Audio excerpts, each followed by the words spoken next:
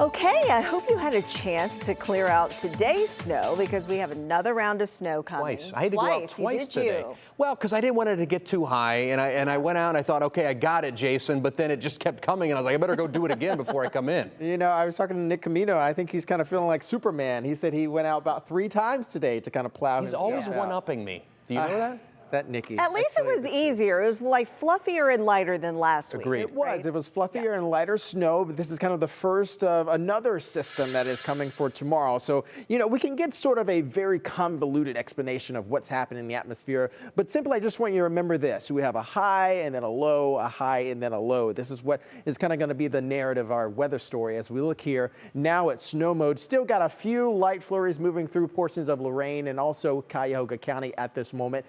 Nothing too terrible though. Where our focus now shifts, my friends, is this next clipper system that is coming through out of Alberta right now. It is going to be moving into the region, crossing the Chicagoland area later on tonight, and then likely moving into our area around late morning into early afternoon. This is sort of like where meteorologists kind of geek out when you're talking about high and low pressure systems. High pressure systems spin clockwise, low pressure system spins counterclockwise, and so you can see this happening here on our regional temperatures. You can see that area of low pressure just spinning there. It is pulling in sort of that north wind right into the Twin Cities. And you have on the leeward side of the mountains there for Pierre, you can see about 47 degrees. This is that Arctic air that is going to be coming along with that high pressure systems for the area. So I want to break it down for you because I'm still looking at 2 zones, just like we talked about last night, where we can get some accumulating snow. Lighter amounts, I believe, is going to be down south, and then up north, we're going to have higher amounts here. This is a little bit different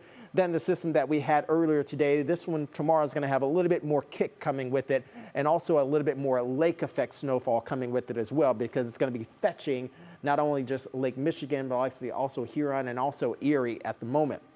Snowfall forecast. You can see here about 1 to 3 down south, higher amounts along the lakeside here, and still likely going to be dealing with some lake effect snowfall through late tomorrow night heading to early Tuesday morning. So you can see where it's kind of picking up another inch or so over towards also Geauga and Ashtabula counties.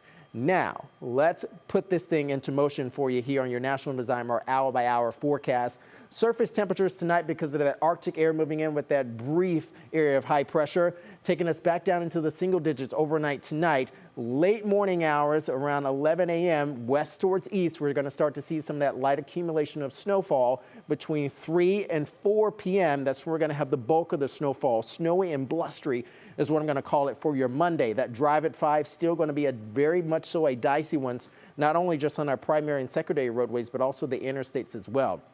Once the system wraps around, heads east of the region, we'll power on the lake, and this is going to be that residual snowfall that we're dealing with going into our 11 o'clock broadcast for tomorrow night.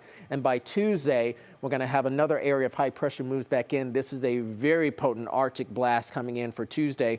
Through Tuesday night, heading into Wednesday, cold temperatures and even colder by the time we get to Thursday morning. So your Union Home Mortgage 7-day outlook is going to be showing this, okay? So mid to lower 20s likely for some, upper 20s for others for Monday. You can see where that PM clipper system will be bringing on in some of those scattered snow showers through tomorrow afternoon.